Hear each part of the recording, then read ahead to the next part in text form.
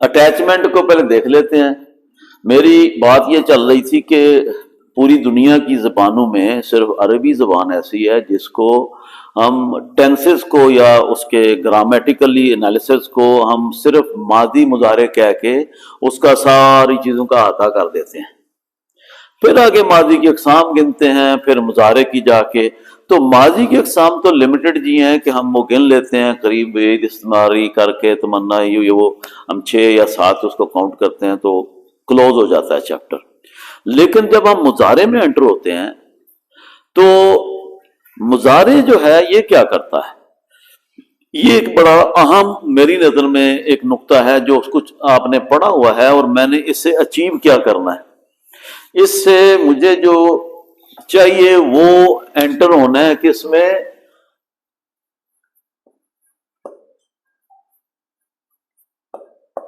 یہ مددگار ہوگا، یہ پوری سرفیس صغیر نہیں ہوگی، وہی الفاظ ہوں گے. ٹھیک ہے، کچھ اضافت ہے کیونکہ وہ تو ہر چیز کو کور کرتی ہے. تو ہم اس کے بعد پھر سرفیس صغیر بھی چند افعال کی کریں گے یا ان کی ابواب کی اعتبار سے کر لیں گے. باب فاتحہ سے ناصرہ سے اس طرح کر کے 6 ابواب کی ہم ایک فارمولا لگا کے تو ہم وہ یاد کر لیں گے. وہ بڑی فائدہ مند ہوتی ہے کبھی کبھی جب ضرورت پڑے تو عوامل کے اعتبار سے فعل مضارع کے 10 مختلف ترجمے بنتے ہیں. یہ 10 ترجمے اس کے کسی نہ کسی وقت جملے میں آئے ہی رہتے ہیں، یعنی 10 کے 10 نہیں آتے، ان میں سے ایک آتا ہے. تو ہمیں یہ بات کا پتہ ہونا چاہیے.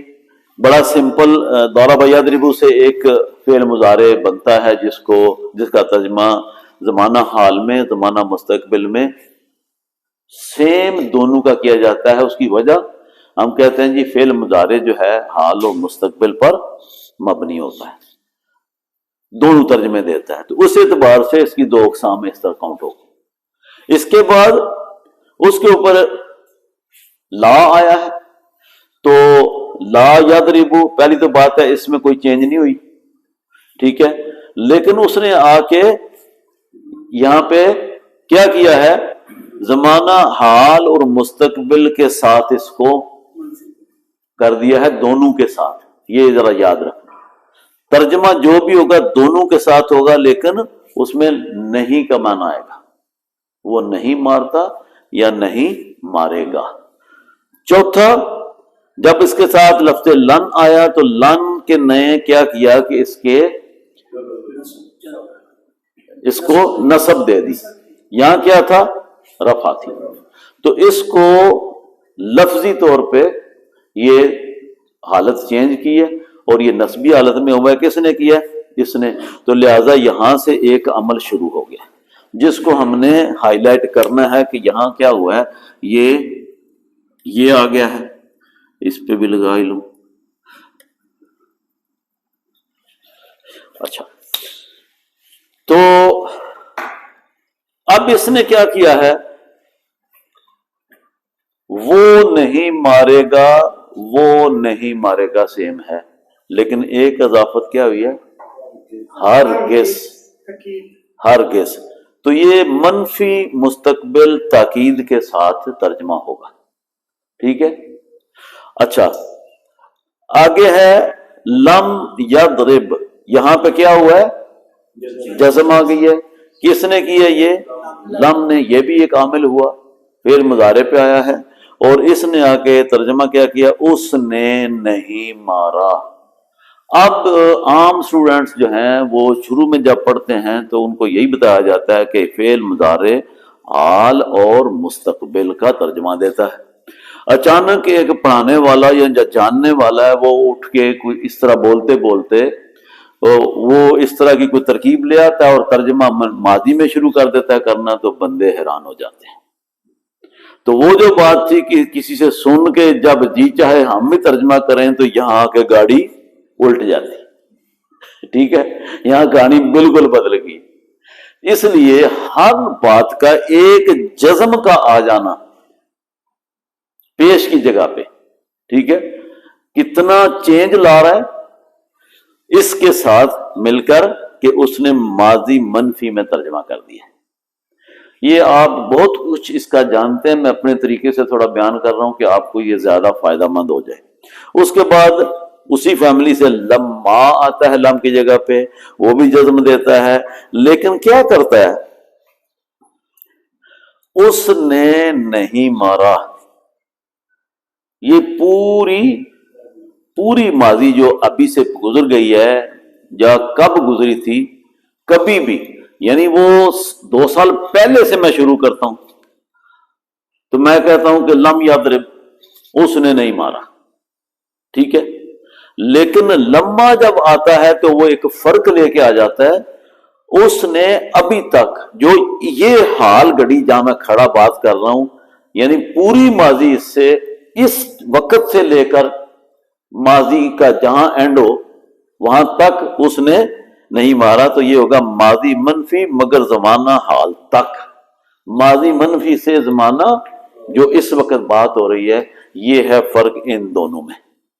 اور جب آپ جملے میں اس طرح آیا ہوا دیکھیں گے فعل مضارع پہ، تو ترجمہ کرنے میں آپ کو بڑی سہولت ہوگی کہ آپ یہ ترجمہ نہیں کریں گے۔ ٹھیک ہو گیا؟ اس کے بعد اگر نمبر 7 سیضرب، اس سین کا اضافہ یضرب کے ساتھ ہوا ہے، کوئی تبدیلی نہیں آئی۔ اس سے کیا ہوتا ہے کہ یہ عام طور پر مستقبل قریب کا ترجمہ اس میں کیا جاتا ہے۔ یہ سورہ الہاکم التکاثر جو 30ویں پارے کی ہے، حتی زرتم المقابر کلا سوف تعلمون ثم کلا سوف تعلمون، اور یہ تو مستقبل بعید کے لیے ہوگی۔ اس کے لیے کوئی کون سی آیت ہو؟ سیقول السفہاء، دوسرے پارے کا جو پہلا کلمہ ہے، تو وہ یقول کے اوپر سین آیا ہوا ہے، ٹھیک ہے۔ وہ کیا ہے کہ مستقبل قریب میں، یعنی یہ بات سننے کے بعد لوگ کچھ کہیں گے، اس آیت کی میں بات کر رہا ہوں۔ لیکن ہم یہاں پہ کیا کہیں گے؟ جب سین فعل مضارع کے اوپر آ جائے اس سے پہلے جڑ کے، تو یہ کیا ہوتا ہے کہ یہ اس کا ترجمہ ہم مستقبل قریب میں کریں گے، وہ ان قریب مارے گا۔ ٹھیک ہو گیا جی؟ اب حال کی بات نہیں ہو رہی، اس نے اس کو ڈیفائن کر کے مستقبل قریب میں لے گیا ہے۔ یہی آپ نے چینج دیکھنی ہے، یہاں زمانہ حال زمانہ مستقبل دونوں ترجمے ہو رہے ہیں اوپن، اس کے بعد یہ حال و مستقبل دونوں میں جا رہا ہے، اس کے بعد یہ کیا کرتا ہے؟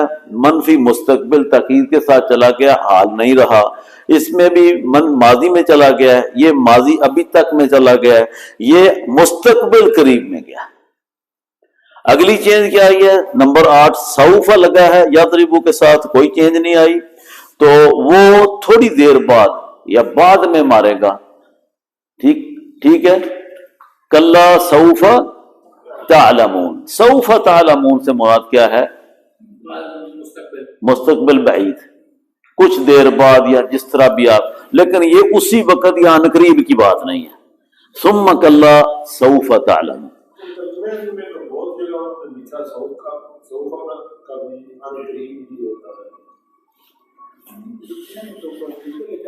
اردو میں جو لکھا جاتا ہے، دیکھیں یہ بات چھڑ گئی تو جیسے ذالکہ سے ہم کہتے ہیں جی وہ کتاب، تو میرے ساتھ سٹیج پہ کوئی بندہ بیٹھا ہو، بزرگ ہستی ہو، پڑھا لکھا، بڑے رتبے والی شخصیت ہو، تو میں ان کو ان کے کہ یہ شخص، میں کیا کہوں گا؟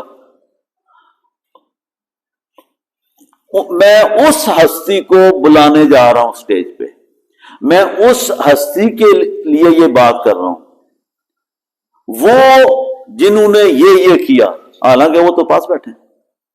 اب میں کیا کر رہا ہوں؟ سیگے تو سارے ہاتھ میں بول رہا ہوں، جو ڈائریکٹ نہیں کرتے لیکن مخاطب تو وہ سامنے بیٹھے ہوئے ہیں۔ تو یہ زبان کی وسعت میں کچھ چیزیں اس طرح ہوتی ہیں، اوریجنل بات یہی ہے۔ ٹھیک ہو گیا؟